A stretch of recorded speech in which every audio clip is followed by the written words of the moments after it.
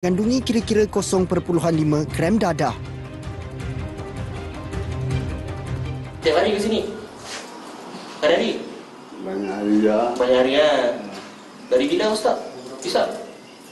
Ya, Lama ya? Berapa tahun? lama lagi. Lebih ya? Lama dulu.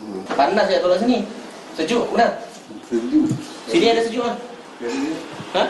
kali Sekali ya? Sejuk sini berapa sepaket? itu 3 dan 6.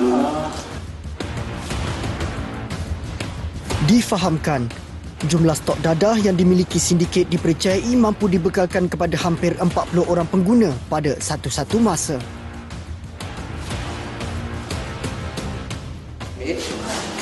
Ini salah satu plastik untuk salah satu jenis syabu lah. Dia akan packing 0.5 macam tube tu. Jadi masalahnya bila dah habis, awak akan datang ambil sepatang. Jadi itulah. Kalau dia dah habis, Maksudnya dah habis semua, dah habis, disuruh belakang. dia suruh belakang dalam pintu ni. Betul kita keluarkan letak dalam ni.